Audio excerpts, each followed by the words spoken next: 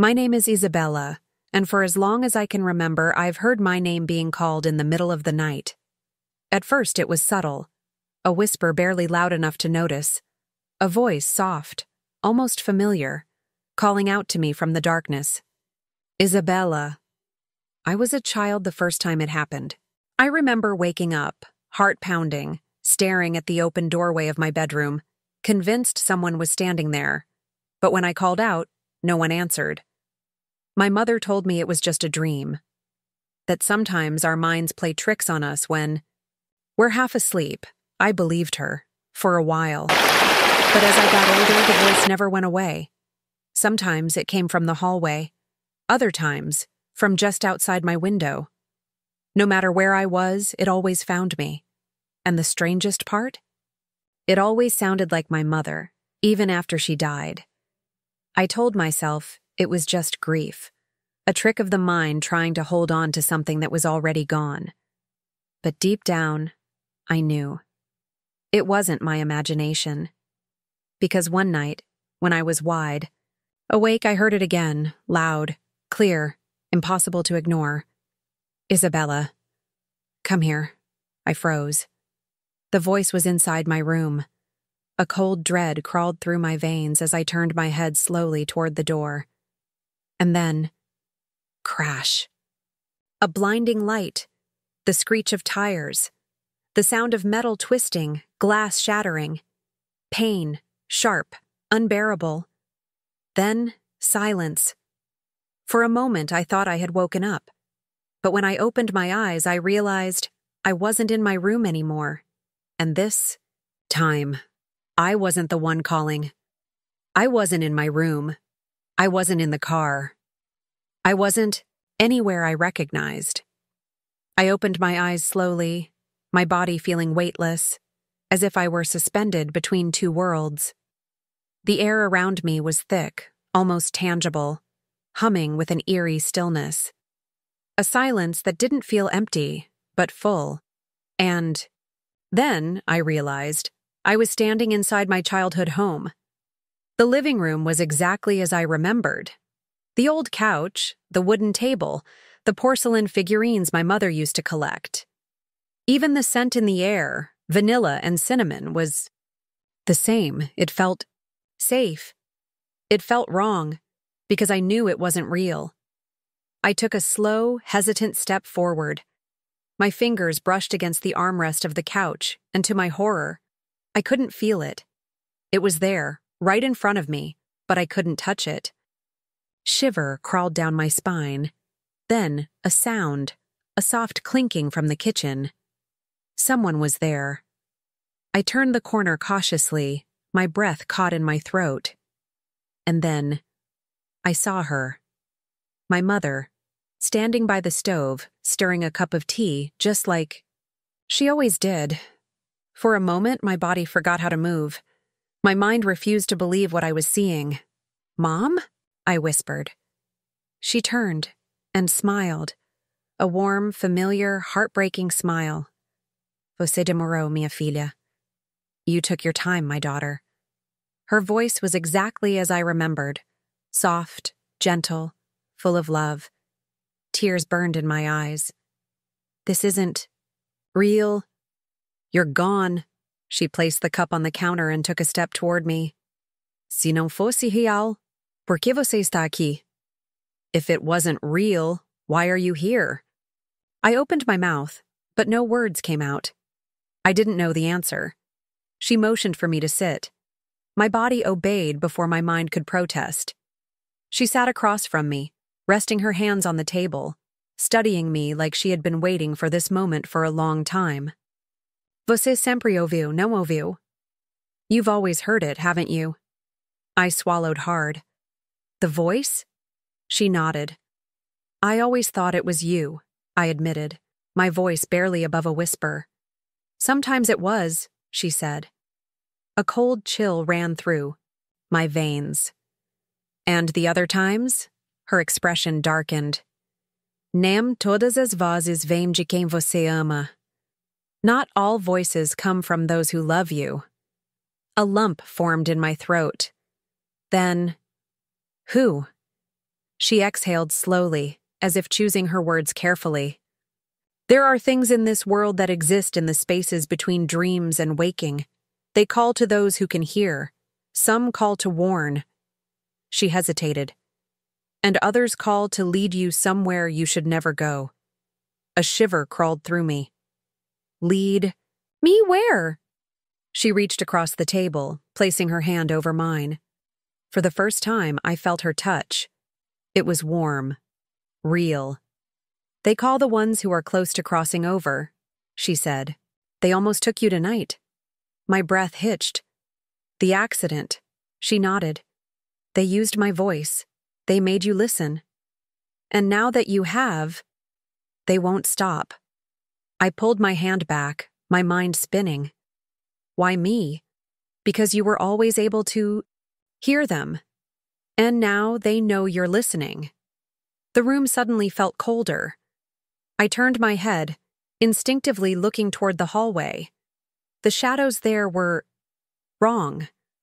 They weren't just darkness. They were watching. I turned back to my mother. What do I do? She squeezed my hand one last time, her warmth fading. Você precisa lembrar. You need to remember. Lembrar o quê? Remember what? But before she could answer, the lights flickered, the house shook, the shadows moved, and in an instant, she was gone. Mom! My voice echoed into the void, but she was gone. The house around me began to dissolve, like ink dripping from a painting. The walls flickered, the furniture melted into the air, the world was breaking apart. And then, the voice returned. Isabela? Soft, gentle. But this time, I knew better. I turned toward the hallway, my breath caught in my throat. The shadows had moved. They weren't just darkness anymore. They were watching. I took a step back, but the air around me felt heavy, as if something unseen was pressing down on me. Isabela. Come here. It sounded almost like my mother. Almost. But the warmth was gone. You're not her, I whispered. Silence. Then, a flicker. A shape within the darkness, shifting, twisting, as if it was trying to decide what to become. She tried to warn you, the voice said, no longer gentle. The air turned cold. My skin prickled. With a sensation I couldn't describe, a feeling of being studied, measured. Whatever it was, it knew me. What do you want? I forced myself to ask. The shadows moved, spreading across the floor like ink spilling over water. We have always called you, and you always listened. A chill ran down my spine. You've been calling me since I was a child, I whispered. The voice hummed in response, as if pleased that I understood. You were always meant to follow. My pulse thundered in my ears. Follow where? The shadows pulsed. Through the door. I frowned, my mind racing. What door? But even as I thought it, I felt something shift. Behind me, where the kitchen had been moments ago, a doorway now stood, tall, narrow, a frame of darkness leading into nothing. I couldn't see where it went, but I felt it. A pull, a presence, a place that should not exist. She told me not to listen, I said, my voice trembling. She didn't want you to see. The shape in the shadows twisted, forming something almost human but never quite settling. She is gone now. You don't have to be afraid anymore. The lie was so perfect that for a moment I wanted to believe it. I wanted to step forward, to let the voice guide me, to disappear into that doorway and never ask why. But then, I remembered. My mother's last words. You need to remember. A sharp pain shot through my skull, like something forcing its way back into my mind. A memory. Flashes of other nights. Times when I had almost stepped out of my bed, almost walked toward the voice. Times when I had felt my mother's hand on my shoulder, stopping me. And then, a memory I had never recalled before. I was 5 years old. I had woken up in the middle of the night to the sound of my name. I had crawled out of bed, half asleep, following the voice that called me toward the door. And just as I had reached for the handle, my mother grabbed me. She had pulled me back, so hard that I had fallen, hitting my head against the floor. I had cried. She had slammed the door shut, but not before I had seen it. The same doorway, tall, narrow, leading into nothing, but something had been on the other side, something that had been waiting. I gasped, the memory slamming into me like a tidal wave. "She's been protecting me from you," I whispered. The shadows hissed. "She is not here anymore." A rush of anger surged through me. "That doesn't mean I'll follow you." The doorway flickered, as if struggling to stay open. The presence in the shadows pulsed, shifting, unraveling. "You were meant to come with us, Isabela. You were chosen." I clenched my fists. No, I was hunted. The presence shuddered. For the first time, I felt it weaken. It needed me to go willingly. That's why it had never taken me before. That's why it had called my name, night after night, year after year. Because it could only take me if I stepped through the door myself. The realization filled me with a strength I didn't know I had. "You can't have me," I said, stepping back. The presence lurched, as if trying to hold me in place. But it was already too late. I knew the truth now. I had been hearing my name my whole life. Not because I was special, but because something had been waiting for me to answer. And now, I never would. The moment I made that choice, the doorway collapsed. The shadows screamed, not in sound, but in something deeper, something that vibrated through the very air. And then I woke up. I woke up gasping for air. The hospital room was dark, the only light coming from the dim glow of the machines beside me. The world felt too real, too sharp, like I had been gone for much longer than just a dream. I pressed a hand to my chest, my heartbeat pounding against my ribs. My skin was cold, damp with sweat, but I was alive. And I remembered everything. For the first time in my life, I understood what had been happening to me. The whispers, the voices calling my name, the strange pull toward something I could never see. It was never just my imagination. It was a hunt. Something had been calling me for years, and tonight, it almost succeeded. I took a deep breath, forcing myself to sit up. My body ached, a reminder of the accident, but my mind felt sharper than ever. And then, the clock on the wall. 33 M. A chill ran down my spine. I clenched my fists. No, I wasn't afraid anymore. Not of the shadows, not of the voice, because now I understood. There is a battle happening that most people never see. My mother's voice echoed in my head. Some voices call to warn, others to deceive, but the most dangerous ones, they call to take. I swallowed hard. The battle wasn't just about me. I wasn't the first to be called, and I wouldn't be the last. I reached for my phone with shaky hands. I needed answers. I typed into the search bar, "Hearing your name at night, meaning thousands." Of results popped up. Some dismissed it as auditory hallucinations, a trick of the brain during sleep paralysis. But then, deeper down, buried in old forums and forgotten threads, I found the real stories. People just like me. People who had heard their names being called in the night.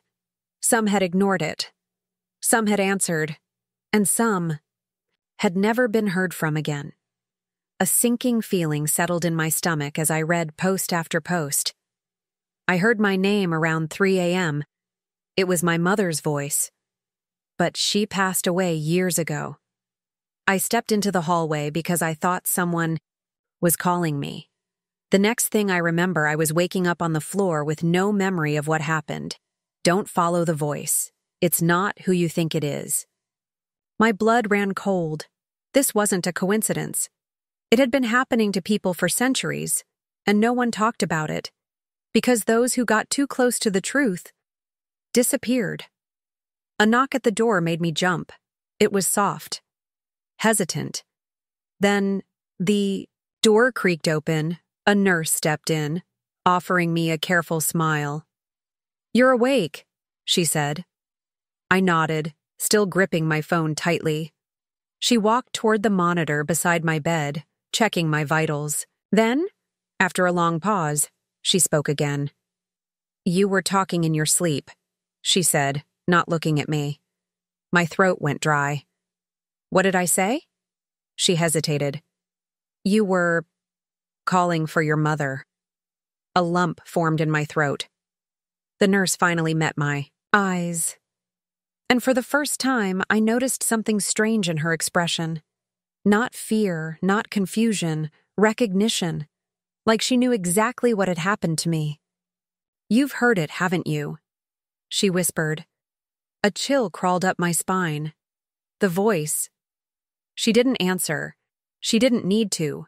Her eyes said everything. "What is it?" I asked, my voice barely above a whisper. The nurse exhaled, looking toward the door as if afraid someone might be listening. Then, slowly, she sat down on the chair beside my bed. "I've worked night shifts in hospitals for 10 years, she said. "And let me tell you something, Isabela. I've seen things that medicine can't explain." She paused, her fingers gripping the edge of her uniform. "Patients wake up in the middle of the night saying someone is calling them. They describe voices of loved ones, some alive, some long gone." My heart pounded. "And those who follow the voice?" I asked. The nurse hesitated. "Some get lucky. They wake up confused, thinking it was a dream." She looked away. "But others don't wake up at all." The room felt colder. She turned back to me. "Whatever it is, it's real. And it's been happening for longer than any of us can imagine." I swallowed hard, my hands trembling. "Then how do I stop it?" The nurse's expression darkened. "You already did," she said. "You didn't follow it." The realization hit me like a tidal wave. The voice needed me to answer willingly. It couldn't take me by force. That's why it had always called to me in my sleep, using my mother's voice, waiting for the right moment. It had been trying to lure me in for years, and tonight it had almost succeeded. I looked at the nurse, my mind racing. "What happens now?" She gave me a long, unreadable look. "Now," she said, standing up. "Now you stay awake." She turned to leave, but before she reached the door, she stopped. Then, without facing me, she said one last thing. "If you hear it again, don't speak, don't move, don't even breathe, because once it knows you're listening, it never stops calling." I didn't sleep. Even after the nurse left, even after the hospital settled into the eerie silence of the early morning hours, I lay awake, my body still, my mind racing. Because now, I knew the truth. The voice would come back, and this time, it wouldn't be patient. I watched the clock on the wall. 57 a.m. The quietness of the room pressed in around me. I held my breath, waiting to hear it again. But nothing came. Not yet. By morning, the hospital was filled with movement. Nurses checking on patients, distant conversations in the hallways, the beeping of monitors and the squeak of rubber soles on linoleum. Everything felt too normal. Like last night had never happened.